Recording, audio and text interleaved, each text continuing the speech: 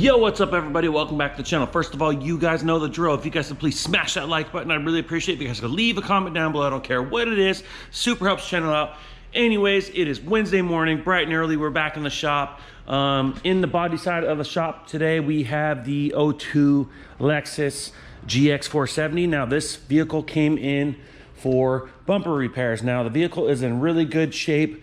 The price of SUVs these days is skyrocketed. It is up there. Very expensive to buy a new SUV. This one's in really good condition. Plus, this vehicle was fairly loaded and ahead of its time for what it is. Now, nothing majorly wrong with the bumpers. There was just lots of little nicks, scrapes, and stuff like that. And overall, the rest of the vehicle doesn't have any marks or any damage on it at all. So the front and rear bumpers were kind of becoming eyesores, I guess, of the vehicle. So she is doing her maintenance and repairing the cosmetic damage on the front and rear bumper. Now you can see I have some of the stuff taped off, and I already have some of the spots repaired and spot primed.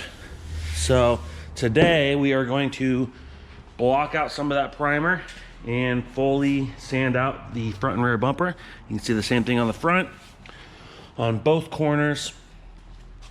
So we're going to go ahead and block those primer spots out, sand out the rest of the bumpers, a little bit of Scotch-Brite, get it blown off, and get this thing in the booth. Now, we'll probably get it masked up today and blast it in the morning. That's probably the plan. Now, inside the spray booth, we do have a 2014 Toyota Tundra. Now, in the last vlog, you guys saw that there was a dent right here. I believe there was like a basketball hoop or something that came down and hit the fender. Now, it did leave a little tiny chip on the edge of the hood. We're just gonna come in with a fine brush and do a little paint touch up on that. And I believe the customer will be fine with that because this is a driven vehicle. It is a truck. There are other scratches and chips and damage going down the rest of the side of the vehicle. So now we did repair the dent, blend out the fender. We were able to repair a pretty good chip, and we were playing with fire because we're getting really close to the edge of the panel. Our color was so-so, so obviously it blended out really nice, but we did have a scratch down here we were able to repair. We did have to remove the PPF film off the front edge of the fender. Now that had been on since the vehicle was new. So instead of replacing it, we just went ahead and removed it from the other side of the fender as well. So it does still have it on the hood and some of the bumper. They can, of course, go and get it reinstalled if they want, but I believe that it looks better without. I would rather have a rock chip than a big line going across my entire front end. So anyways, we are gonna go ahead and get this color sanded, machine buffed, and polished out today. We'll go ahead and touch up that little chip, and we'll get it unmasked, get it delivered to our customer. We'll hop onto the Lexus after that, prep out these bumpers, get it blown off, get it in the booth, proceed forward with masking so we can go ahead and blast it in the morning. Now, inside, over here on the other side of the shop, we do have my 1968 Chevy C10. Now you can see it's up on jack stands. I took it for a drive down the freeway the other day, drove like a brand new truck, believe it or not. Super pumped, drove awesome. But when I got off on the freeway on-ramp and went to hit the brakes, it wanted to pull really hard to the right. And we did replace the rear brakes. It has new drums, new shoes, all that good stuff. But I never did anything to the fronts now. It did appear when we were putting the wheels and tires on that the driver's side just didn't want to spin. So basically this thing pulled really hard to the right, and it appeared that only the right side brake was working. So we went ahead and did new rotors. They already had the races in them. We did new inner and outer wheel bearings, inner wheel seal, new dust caps, of course, brand new calipers, and brand new brake pads. So it's still up on stands. I didn't have time to bleed it yet, so Mikey should be here soon. He's gonna give me a hand bleeding these front brakes, and we'll go ahead and get our wheels back on, give her a little test drive down the road, make sure everything's functioning good. It also smelled really hot from lots of heat, so I think it was burning up because I think we had to see his caliper. Now, see the other side. So like I said, we did get the rotors already packed with the race in them. Already came with the studs. We just had to install a new inner and outer wheel bearings, and install a new dust seal, wheel seal on the inside, and then of course a new dust cap on the outside. Brand new caliper, came with new pins, greased everything, packed bearings with grease, new brake pads, hooked everything up. So we are good to go as soon as we get this bled. Just a good peace of mind to know that we have brand new rear brakes, brand new front brakes. This thing's really come a long ways. We've done full tune-up, all fluids, U-joints, all that good stuff. Now inside the cab, nothing much has changed.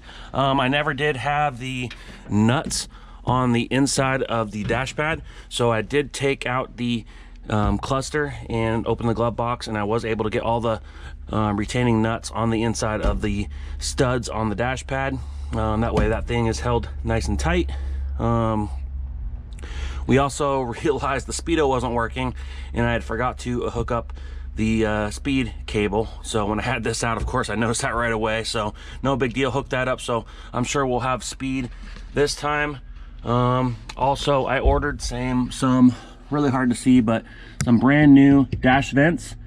The other ones were brown because the truck was brown. I would have painted them black, no big deal, but one of them was broken anyway, and they were like $24 for 2 new ones. So anyways, I got some brand new dash vents in black. Got the vent ducting back on. I do believe the heater blower was working. I do have a stiff cable on the mode, I believe, but I do believe we do have some sort of heat and stuff. So the next thing will probably be removing that steering wheel and getting a full-size steering wheel. And of course, we're going to rebuild the doors. We're going to go ahead and get some new door handle and lock rods. We're going to get new door panels, paint them to match, and then we'll also install our window crank handle and our door handle. And at some point we'll be getting the door rubber for the rest of the vehicle. And I did get some bump stops. Not sure why they didn't fit. They're in this bag right here. I paid about $15 for these, and they are just way too big. I'm not sure what I'm going to do. I might be able to trim them down with a razor blade, get them to fit. I might be able to lube them up and get them to fit, but it doesn't look like I can drill a hole out because the inner part where it holds does appear to be the right size, and I don't want the rubber bump stop to be moving like a slotted hole. So not sure what I'm going to do about these, but kind of disappointed that I paid $15 for 4 little rubber bump stops and they do not fit in the position. Now in the lift bay, we have my right-hand drive turbo nitrous powered B16 Civic. I do want to take this vehicle on a car rally this Sunday with Pacific Northwest Drives. So I was able to get my Falcon tire lettering on. Now I still have a little bit of cleanup to do. I got some glue residue and some tape residue left behind on a few spots, plus a couple other spots I do need to apply a little more glue. Story behind these ones is these ones look really rough. These ones looked just as nice as those ones originally until I put these wheels on this car when we were tuning, and this car was lowered a little bit more, and I was rubbing and basically ruined these tire stickers right away. So we will be ripping those off and replacing those at some point as well, but I was able to get these on. I have a little bit of cleanup and stuff to do on them, but they came out looking pretty awesome. Pretty happy with the look. Nothing too crazy, but I kind of wanted that last little final touch before we went out Sunday with it. We are also planning on taking the C10 out for a cruise on Saturday, so pretty excited for that. So that was kind of the big reason behind getting those front brakes done. Now outside, I don't have it in the shop yet. We do have a 2017 Ford Mustang. Now it's an EcoBoost model, so it's 4-cylinder turbo. It is coming in for a gauge install. So we do have the A-pillar triple gauge pod pillar to install. Now this is from Glow Shift. You can see glowshift.com. We have read pretty good things about this stuff. This is what the customer went with. He ordered it. We do here have a set of gauges. We have a fuel pressure gauge we're going to go ahead and install. Now it gave us this little quick connect coupler. Now this is what they sent them. We haven't really looked too far into this, but that's what they gave them. So hopefully it's a quick connect into that. Here we have our transmission temperature gauge. and they gave us a fitting adapter. Now it says for Dodge Ram Cummins, but that's what they sent, so I'm assuming that is going to work out as well for the Ford Mustang. And here we actually have a nitrous pressure gauge. Now we're doing the gauge install today, and next week we should be moving forward with the nitrous install. Now he still doesn't have the bottle, but we are going to get as far as we can today with all the gauges and the wiring, get as much stuff hooked up as possible, and prep ourselves for the nitrous install. And next week it might be coming back. As early as next week it should be coming back for the nitrous install. So whatever we don't finish up today, we'll have to finish up when it does come back for the nitrous install. So there you have it. A little aftermarket performance going in today. This is the same Mustang that was in about a month ago, I believe, for a rear trunk lid. We went ahead and removed the factory wing, welded up the factory holes, and another shop actually installed a Batman style wing. Now I'm gonna pop outside and show you guys that. I don't think you guys ever saw it, but here it is.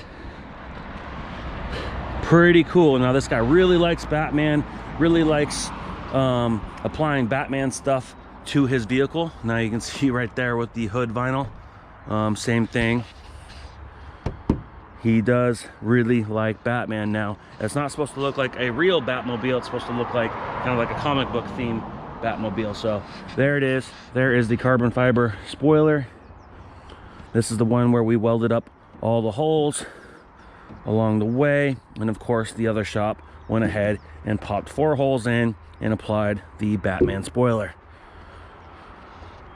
Color match looks pretty good. So anyways, this is what we're going to be installing the A-pillar in with the 3 gauges, and then we're going to proceed forward with the nitrous system install as early as next week. So anyways, guys, I hope you guys are enjoying the content. I really appreciate all the support on the channel, everybody that's liking the videos, watching the videos, especially those of you that are leaving comments.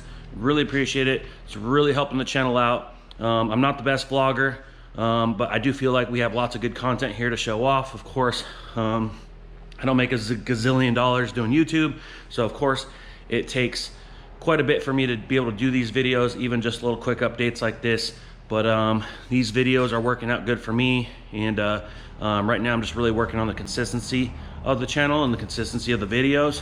So as time goes on, we'll be doing a lot more in-depth quality type videos, but my channel still has to kind of grow. Now I realize better content could help it grow, but it's also very frustrating when you put hours and hours and hours and hours into a 10-minute long video, all for 9.5 people to watch and 1 person to put a thumbs down dislike. So sometimes that can be discouraging, although I don't really care. This channel is not only for you guys, but it's also just for me and my personal progress. And in 2-3 years from now, I want to be able to look back and laugh at how small my shop was, laugh at where I was, and be grateful for the progress and skills that I've grown, and just how much the channel's grown. So also, I organized my shop a little bit. I brought the shelf down from upstairs. We're gonna put our extra tools and tools that are in cases down on the bottom there. We have all our cases with light bulbs, clips, hardware, butt connectors, zip ties, all that good stuff, cotter pins, tire repair, anything like that. I have a little spot there for merch. Of course, that's probably not where the merch is gonna stay. It's not necessarily a workbench, but somewhere to lay some light duty things, clean parts, stuff like that. So anyways, finally cleaned out the corner by my desk. Anyways, like, comment, hit that subscribe button, and we'll see you in the next one. Ooh, like LeBron, though, or like Bonzo. Ooh, I'm a baller, yeah, shot caller, yeah. They love me, you can't touch me, nah, can't trust me. I'm too lucky. Look at me, look at you, what you see, what you do.